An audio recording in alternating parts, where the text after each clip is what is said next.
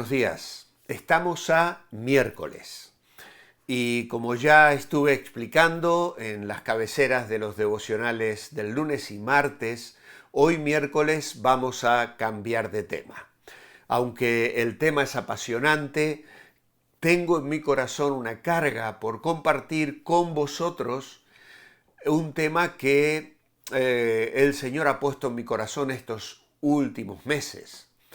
En ellos he estado leyendo en mi devocional personal cada mañana los libros de Primero y Segundo de Samuel, mal llamados Primera y Segunda Samuel. No son epístolas, no son cartas como las del Nuevo Testamento, son libros que nos relatan unas historias verdaderamente apasionantes. Pero no debemos llamarlas primera y segunda, sino debemos llamarlos primero de Samuel y segundo de Samuel, primero de Reyes, segundo de Reyes, primero de Crónicas, segundo de Crónicas. Un detalle que debemos tener en cuenta para hablar correctamente. Pero bueno, cuando vamos a estos libros de Samuel, especialmente, vamos a entrar en ellos con una idea en nuestra mente si es que hemos venido repasando la historia bíblica desde el Génesis en adelante.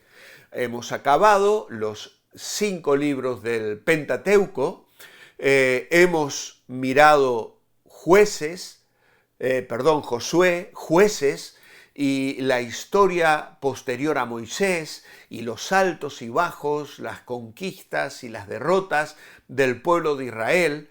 Nos hemos gozado y maravillado con la historia de Ruth, tan preciosa acerca de la redención, y con todo esto en mente entramos en estos libros, en esta parte de la historia, reconociendo a Dios, el Jehová, el Yo Soy de Éxodo, de la salida de Israel de Egipto, de la relación personal con Moisés, ese Jehová como el gran rey. Él es el gran rey, que en medio de el caos en el que su pueblo se encuentra, levanta a Samuel para que sea su sacerdote y profeta en medio del dolor, la alabanza y la oración. Si nosotros entramos en el capítulo 1, vamos a encontrarnos allí con matices muy variados. Podemos hablar de adoración, podríamos hablar de ayuno, de abstinencia, de relaciones, de bendición y maldición, también de dedicación de niños, pero también podríamos hablar de depresión, de frustración, de oración no contestada. Luego nos encontraremos con Dios y su fidelidad, Dios y su poder. Podemos reflexionar sobre el dolor de una persona que recibe burlas y menosprecio. Podríamos hablar también de el funcionamiento de la familia, lo cual nos deja unos matices verdaderamente extraordinarios.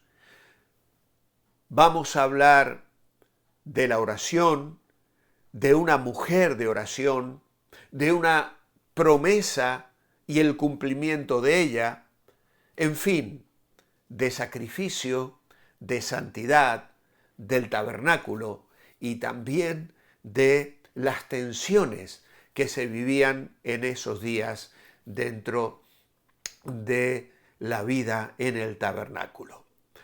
Samuel es un libro de grandes comienzos, pero también de finales trágicos.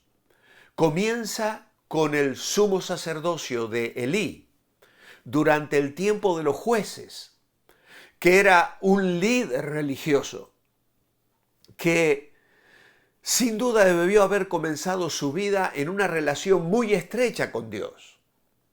Pero ya cuando la vemos dialogando con Ana, ya nos encontramos una falta de discernimiento que es verdaderamente llamativo. Aún así, este hombre demuestra un claro entendimiento de los propósitos y del llamamiento de Dios.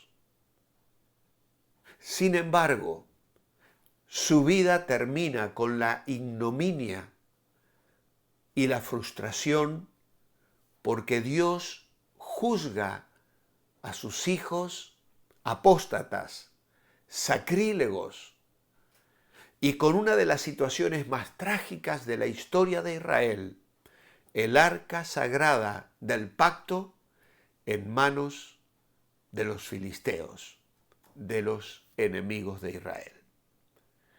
La muerte de Elí marcó la decadencia de la influencia del sacerdocio y abrió las puertas al surgimiento de una nueva élite, diríamos así, de líderes, los llamados profetas, a través de los cuales luego Dios habría de hablar durante siglos y siglos al pueblo de Israel. Ana dedicó a su hijo Samuel al servicio de Dios. Llegó a ser uno de los más grandes profetas de Israel. Era un hombre de oración que culminó la obra de los jueces, comenzó una escuela de profetas y ungió a los primeros de los reyes de Israel.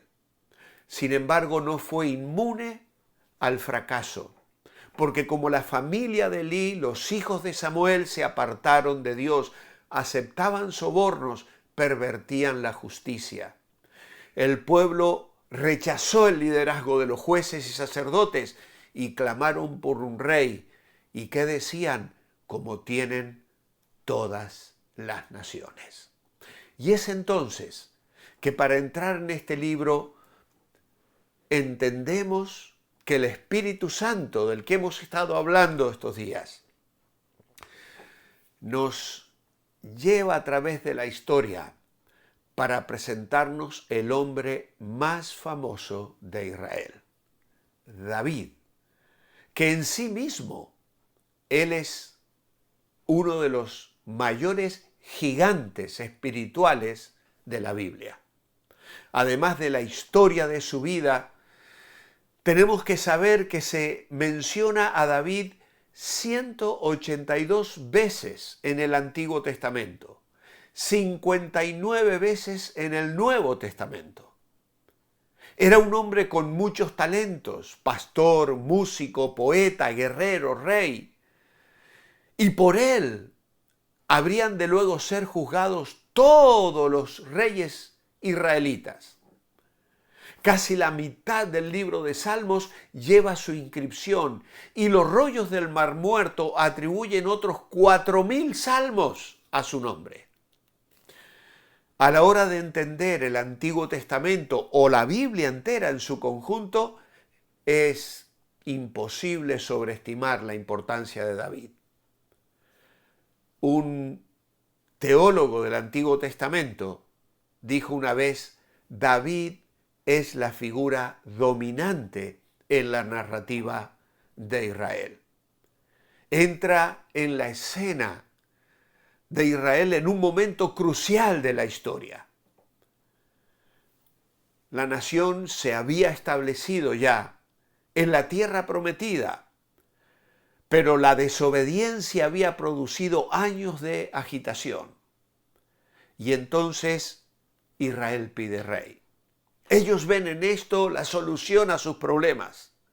Todas las naciones vecinas tenían reyes que aparentemente les servían bastante bien. Y ellos le dicen a Samuel que un rey garantizaría la prosperidad, les daría estabilidad, les protegería de cualquier daño. Era la clave para el triunfo, para el éxito, para la soberanía nacional. Y este primer libro de Samuel relata la búsqueda de ese rey. Pero lamentablemente, ambos libros, primero de Samuel y segundo de Samuel, aunque nos presentan a David en un momento ideal, comparado, contrastado con Saúl, como un rey justo, el rey que Israel parecía estar buscando, vamos a entrar en el secreto de la vida de este hombre para descubrir que nos decepciona trágicamente, no solo a nosotros, desechó trágicamente a su propio pueblo, lo decepcionó. Y es lo que vamos a estar comentando en los próximos devocionales. La historia de David terminará con un incómodo signo de interrogación. ¿Pero por qué la Biblia deja estas historias tan frustrantes plasmadas en sus páginas? Porque somos llamados a esperar a otro rey. Sí hay esperanza. Si el reinado de David representa lo mejor de lo que el pueblo de Israel pudo alguna vez conocer, entonces sí que nos quedamos en la desesperanza. Pero es que ya a David se le alertó que ni él ni sus hijos, pero sí de su descendencia, se levantaría el que sería grande entre los grandes. El Rey de Reyes y Señor de Señores, el Hijo de David, a quien el mismo David habría de llamar Señor, como explicó luego el Señor Jesucristo, porque en Él se cifra la esperanza de redención, de salvación, de libertad, de bienestar. ¿Es Jesús el Rey de tu vida? ¿Has confiado en Él y le has invitado a que entre en tu corazón con amor y poder?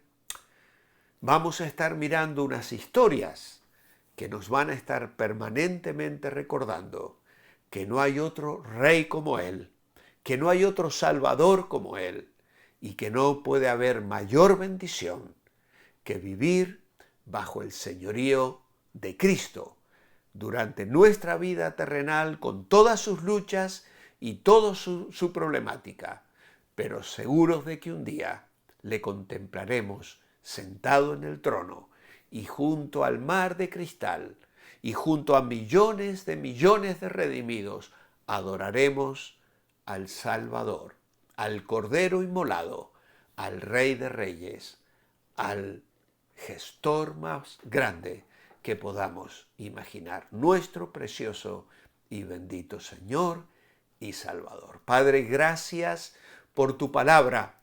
Auxílianos en la meditación diaria de ella.